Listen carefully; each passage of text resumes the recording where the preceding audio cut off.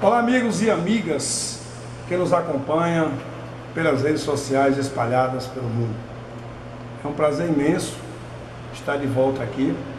Antes de mais nada, eu quero agradecer o carisma das quase 6.000 pessoas, talvez mais que isso, acho que mais que 6.000, que compartilharam os nossos últimos vídeos no Facebook.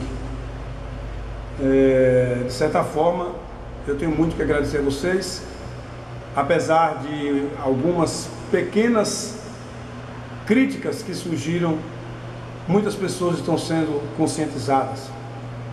Eu sou poeta popular e eu vivo da arte. Como todo poeta, como todo artista, eu amo a liberdade de expressão. E em momento algum eu estou aqui conclamando que alguém intervenha para coibir essa liberdade que temos. Liberdade essa que não se deve ao período de 1985 para cá.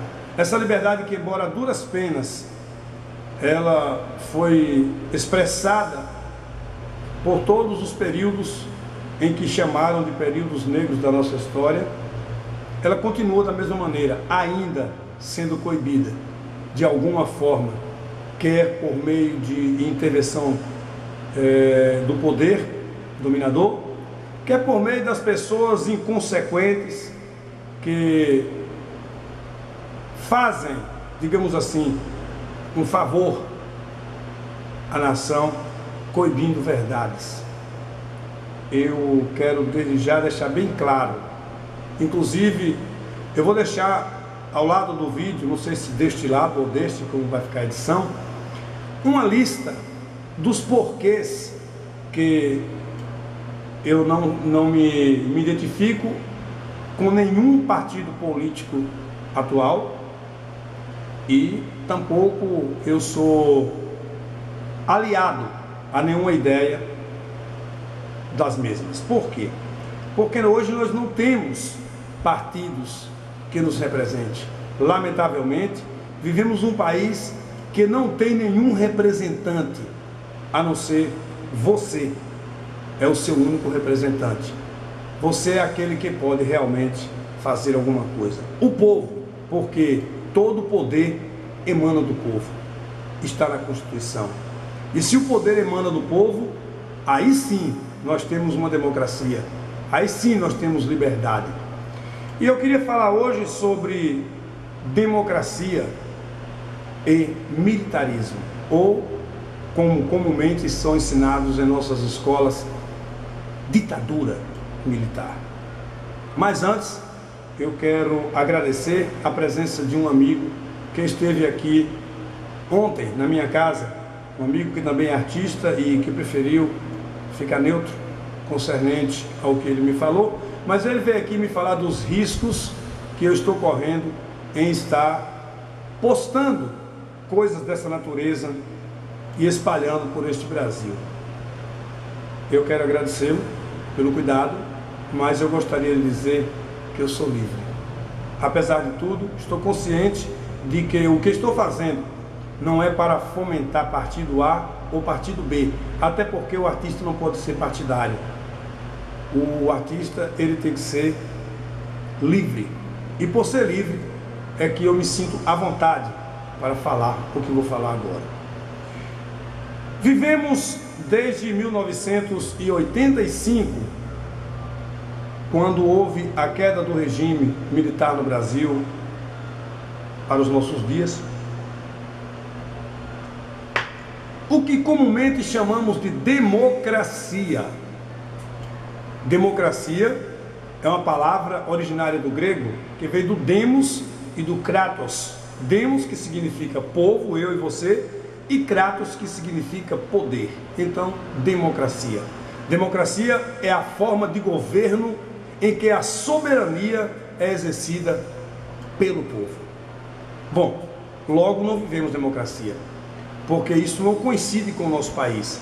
Aqui impera a ordem maior dos corruptos e dos partidos socialistas que dominam essa nação, conforme lista ao lado. A palavra democracia devia ser vivida ao extremo, uma vez que lutamos por ela para conquistar.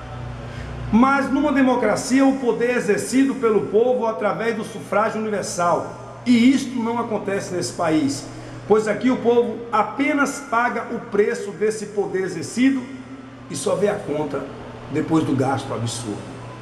A democracia é um regime de governo em que todas as importantes decisões políticas estão com o povo. E eu me dirijo a você, brasileiro, e você, brasileira. Quando você foi consultado, ainda por cadeia nacional de TV, sobre uma decisão a ser tomada pelos nossos representantes que estão no poder desde 1985. Logo, isso não coincide com democracia, porque aqui as importantes ou relevantes decisões são tomadas às caladas, às ocultas, deixando o povo à mercê de informações, e quando muito, essas decisões são enfiadas goela abaixo, em forma de medidas viciosas, e quando o povo vem tomar conhecimento, já é do rombo irremediável, que muitas vezes acaba sendo perdoado pelo próprio poder ou pelos seus correligionários que estão dominando junto. A democracia, ela tem os seus princípios em proteger a liberdade humana.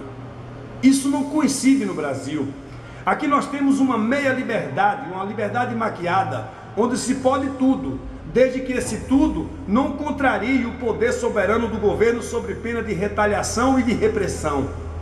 A democracia é um regime de governo em que baseia-se no governo da maioria, associado aos direitos individuais das minorias. Isso também não coincide com o nosso país, porque aqui a maioria está submissa ao sistema eletrônico fraudável que nenhum país inteligente adotou até hoje. E por essa razão, o poder faz a maioria que quer e como quer. Uma das principais funções da democracia é a proteção aos direitos humanos fundamentais. Isto também não coincide com o que vivemos no Brasil, pois não temos direito de nos proteger, não temos direito à saúde digna, não temos direito à segurança, à educação de qualidade, entre outros direitos básicos negados claramente por meio de um governo e um povo corrupto e corruptores. A democracia é um direito do povo de escolher e controlar o governo de uma nação. Isto não coincide com o Brasil, pois aqui os poderosos fazem as leis, mandam e desmandam em autoridades, perdoam bandidos, elogiam marginais e tem uma política de direitos humanos que infelizmente faz com que tudo isso seja liberado. Nós temos um grande inimigo da democracia, e este grande inimigo chama-se a corrupção. A corrupção neste país, ela é tão nítida, ela é tão abrangente, ela se tornou quase que uma regra de vida em todos os brasileiros. Toda vez que você ou eu compramos um CD pirata, estamos contribuindo com essa corrupção. Toda vez que você, quando atuado em um ato de infração no trânsito, chama o policial para negociar esta multa ou este ato através de dinheiro, você está contribuindo com essa corrupção. Toda vez que um político faz com que a nação pague pelos seus desmandos e roubos, esta corrupção está se propagando. E isso, infelizmente, deve-se a uma sociedade mal estruturada, mal governada e mal educada politicamente. A democracia propunha uma mudança da sociedade capitalista através de métodos graduais e não revolucionários. É assim que rege a cartilha sobre democracia. Isso não coincide com a realidade do nosso Brasil, porque ainda temos nos dias atuais brigadas vermelhas empurrando suas condições de adaptação, invadindo propriedades, espancando favelados, como foi o caso largamente difundido na rede da época da Copa do Mundo, quando os favelados foram expulsos das beiradas dos estádios, entre outras barbáries que vemos a cada dia e que eu postarei em um vídeo que estamos editando e vai ser postado posteriormente, embora sei que vai ser, pelo menos vai ser denunciado, não sei se vou conseguir tirar. Levando em consideração que na democracia o poder é exercido por todos os homens livres, isso também não ocorre neste país, porque nós, ditos homens livres, não temos nenhum poder, a não ser o poder de sustentar a corrupção ora existente. Meus amigos, numa democracia, os indivíduos são eleitos ou são feitos sorteios para diferentes cargos. Isto não coincide com o Brasil, porque aqui, ao invés do poder absoluto estar com a soberania, estar com a nação, a soberania está no poder governamental, que indica, sem consulta prévia do povo, aqueles que são seus apadrinhados para poder exercerem todo tipo de ladroeira e de falcatrua neste país. Pelo que consta, na democracia deve existir assembleias populares que serão representadas pelo povo, onde as propostas serão analisadas pelo cidadão livre, para que esse possa votar a favor ou contra de determinadas propostas. Isso também não coincide com o Brasil, pois o Estado laico nunca é consultado sobre as decisões maliciosas que são tomadas, e muitas das vezes decisões essas para coibir o povo a cada dia mais perder o seu Estado democrático de direito. Neste caso, nós não temos uma democracia. Neste caso, apenas maquiaram o urubu e propagaram que nós tínhamos um pavão. E sabe o pior?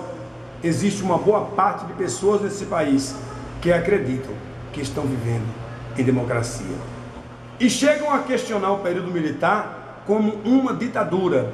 Então vamos ver se a gente consegue desfazer esse paradigma e explicar para você que não houve ditadura de 64 a 1985. Eu estive ouvindo um professor, eu não me recordo o nome dele, achei um vídeo muito interessante, peguei alguns tópicos para que eu pudesse mencioná-los aqui nesta minha fala. Nós sabemos que em uma ditadura fecha-se o Congresso, e nós não podemos dizer que tivemos uma ditadura de 64 a 1985, porque, exceto por um período de 10 meses, o Congresso ficou aberto.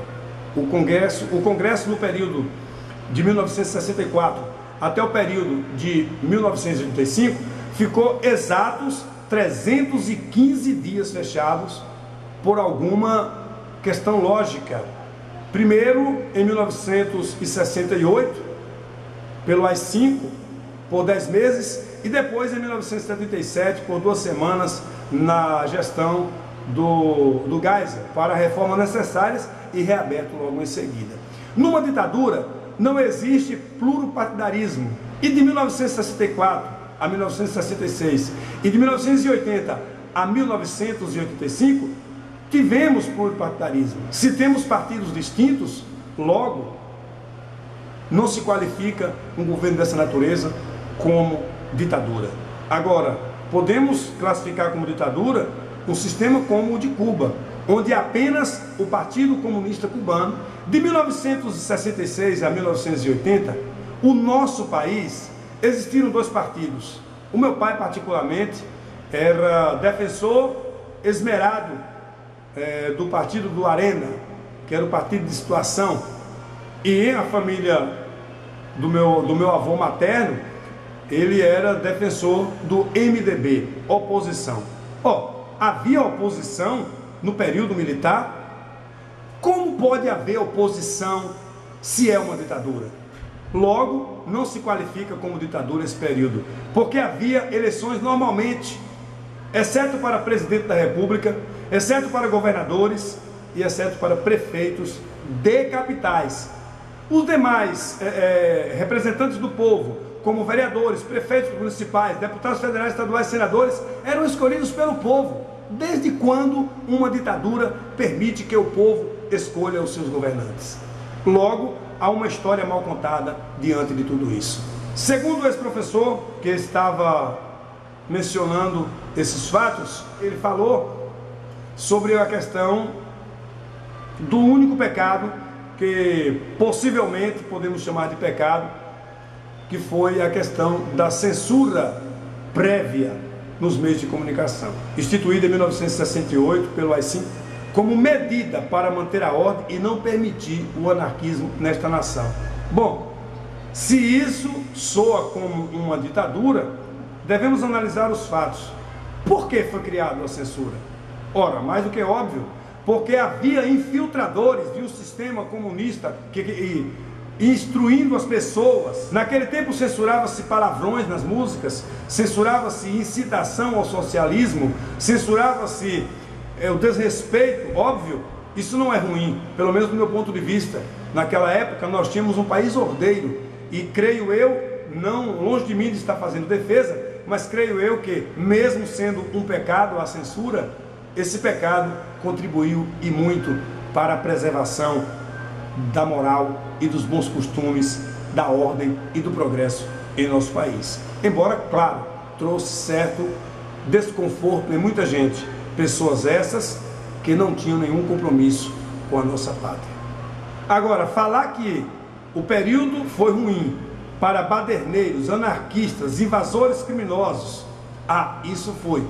Porque quem viveu entre o período de 68 a 85 sabe que quem era honesto, ordeiro, não promovia anarquismo, não promovia baderna, nem invasões criminosas de propriedade, não sentiram o peso do regime ordeiro, até porque não havia razões para isso. No entanto, comunistas, incitadores de massas, imorais, levianos, tiveram um tratamento à altura das suas atitudes, pois é bíblico dizer que tudo quanto o homem plantar, certamente ceifará.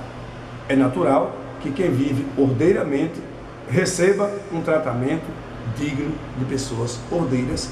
Isto é mais do que óbvio, a lei do retorno. Concernente à tomada do poder em 64, ela não seria permanente. A ideia era devolvê-la em seguida, porém, devido à ação armada comandada por Cuba, que durou 8 anos, de 64 a 72, isto nos atrasou bastante a um processo democrático como era o esperado. Note só um detalhe, pesquise aí na internet sobre os 5 generais que foram comandantes dessa nação de 64 até 85. E você verá que eles morreram com suas aposentadorias miseráveis, sem vestígio de corrupção pelos militares, de soldado a general. A oposição não tem como apontar um único ato de corrupção por nenhum deles. Devemos aos militares algumas coisas. Por exemplo, devemos o fato da Petrobras saltar de uma produção de 7 mil barris de petróleo para 750 mil em seu período. Devemos também o fato do PIB dar um crescimento de 18%.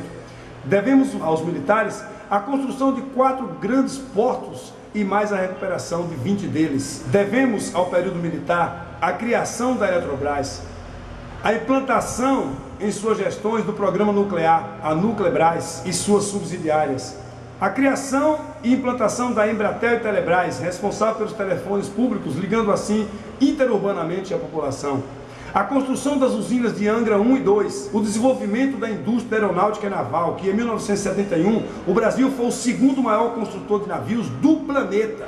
Devemos a eles a implantação do Proálcool em 1976, que 6 anos mais tarde fez com que o Brasil tivesse 95% dos carros do país rodando a álcool. A construção das maiores hidrelétricas do mundo, como Tucuruí, Ilha Solteira, Jupiá e Itaipu. Devemos a eles o avanço das exportações, que cresceram de 1,5 bilhões de dólares para 37 bilhões de dólares.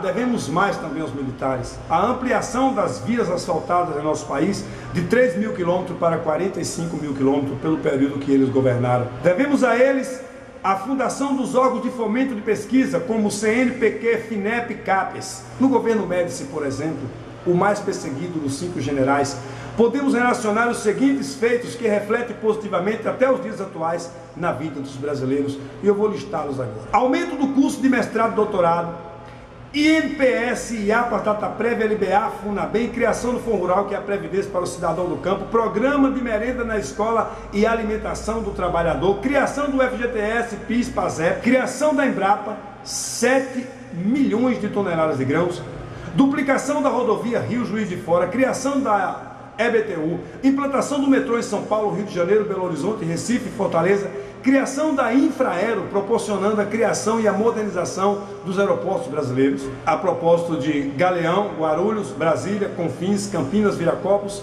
Salvador e Manaus, implantação dos polos petroquímicos em São Paulo, Cubatão e na Bahia, em Camaçari, investimento de prospecção de petróleo no fundo do mar, que redundaram na descoberta da Bacia de Campos em 1976, a construção do porto de Itaqui e do terminal de minério da Ponta Madeira, na ilha de São Luís do Maranhão, construção de grandes estádios, ginásios, conjuntos aquáticos e complexo desportivo em diversas cidades e universidades do país. Eu não poderia deixar de citar aqui o período de Ernesto Geisel, que promulgou o Estatuto da Terra com o início da Reforma Agrária Pacífica, Polícia Federal, Código Tributário Nacional, Código de Mineração, implantação e desenvolvimento de Zona Franca de Manaus, IBDF, Instituto Brasileiro de Desenvolvimento Florestal, Conselho Nacional de Poluição Ambiental, reforma do TCU, Estatuto do Magistério Superior, Instituto de Desenvolvimento Agrário, criação do Banco Central, criação do Banco Nacional da Habitação, BNH, construção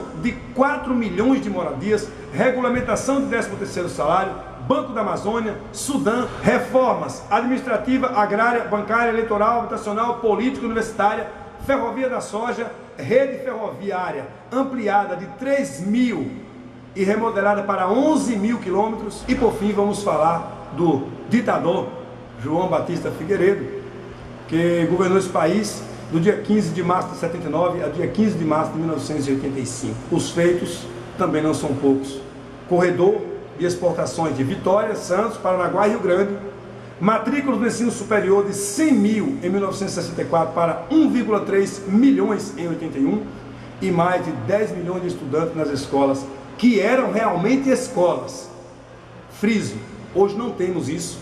Estabelecimento da assistência médica solidária de 6 mil para 28 mil, Mobral, educação para pessoas de idade já avançada fora da faixa de ensino, abertura da Transamazônica com instalação de agrovilas, asfaltamento das rodovias Belém-Brasília, construção da usina hidrelétrica de Boa Esperança no Rio Parnaíba, construção da ferrovia do Aço que liga Belo Horizonte e a Volta Redonda, construção da ponte Rio-Niterói e construção da rodovia Rio Santos na BR-101.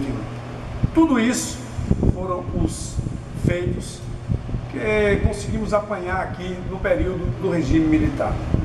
Se isso foi ruim para a nação, julgue você mesmo. Resta salientar quanto ganhava um general que estava no comando, a exemplo do general mais martirizado no período do regime militar, que foi o Garrastazu Médici. Em relação ao nosso recente presidente proletário, o Médici recebia um salário de 724 dólares para governar essa nação. Converta isso em reais e você verá se equivale ao que o presidente daquela época ganhava. 13 mil reais mensais, fora 2 aposentadorias, uma por invalidez e uma de anistiado político, que juntas somando 9 mil reais e mais 13 mil, chegávamos a 22 mil reais. Será que 724 dólares chegaria a essa soma? Lembrando ainda que todos esses generais, todos esses 5 generais que comandaram a nação, infelizmente morreram com as suas aposentadorias raquíticas, se levarmos em consideração as aposentadorias fornecidas hoje pelo sistema que governa esse país. Não digo o atual, refiro-me aos sistemas que vieram desde 1985 para cá. Pondere sobre todos esses números, uma vez que hoje nós vivemos muito em cima de números, pondere sobre todos esses números. E eu faço uma pergunta: o impeachment solucionaria o nosso problema? Tire suas próprias conclusões. E na fala a seguir, observe por que o impeachment é uma falácia, uma mentira. O impeachment é mais uma encebação, é mais uma enrolação, é você mais uma vez sendo feito de imbecil por aqueles que estão no domínio da nossa nação. Tenho observado durante alguns dias o grande número de grupos que estão se formando pró-impeachment da Dilma. Não vejo muita vantagem nisso. Não vejo muita vantagem nisso porque a Dilma é apenas a presidente deste país e, infelizmente, o nosso país não está sendo governado por um presidente ou por uma presidente. Nosso país está governado por uma equipe de partidos que comandam esta nação. Partidos estes que têm nas suas cartilhas a ideologia socialista comunista. De alguma maneira, tem o mesmo ideal que o governo atual. Só para você ter uma ideia, eu tive fazendo um apanhado sobre números de deputados federais dos partidos que supostamente são a favor do povo e que talvez, quem sabe, eu não sou testemunha disso, não seja eles que estão criando toda essa armação de impeachment para o fortalecimento ainda maior do grande plano final, que é comunizar a nossa nação. Entre PCdoB, PRB, PR, PTB, PV, PT, PDT, PMDB, PP, PSDB, PPS e DEM, nós contamos hoje com 364 deputados federais que com certeza estão aí completando um cenário de toda uma estrutura que está sendo montada para dominar esse país. Se olharmos para os senadores, nós vemos 66 senadores, dos 81, 66 senadores são de situação. Obviamente, não posso generalizar que todos eles estão mancomunados com o governo para comunizar a nossa nação, mas de uma forma ou de outra também ficarão neutros, ou por conveniência ou por medo. E 15 senadores que restam, que são de oposição, eu não posso garantir que todos são realmente de oposição a tudo que está acontecendo. Então, a ideia é exatamente essa, é tirar a culpa daqui e colocar ali, para na realidade dar o golpe final neste país. Eu acho que diante de tudo que estamos vivendo, apenas a intervenção constitucional, dizimando toda essa lista de partidos que são favoráveis a esse governo socialista. Porque se você pesquisar cada sigla de partido, pesquise, hoje nós temos, graças a Deus, a liberdade de pesquisar na internet, pesquise quais são as ideologias partidárias. Por exemplo, bote lá PSDB, ideologia partidária, igual ideologia partidária, e você vai ver que trata-se de um partido que tem suas raízes, ideias comunistas ou socialistas, que é um pré-comunismo, né? Então você vai ver que essa questão de impeachment é balela e que mais uma vez você foi enganado. Mais uma vez fizeram você de palhaço. Mais uma vez você está sendo massa de manobra de partidos corruptos que estão aliados à corrupção desse país, que estão apenas interessados em ver a destruição absoluta da nossa liberdade. Aí sim nós não teremos direito de expressão.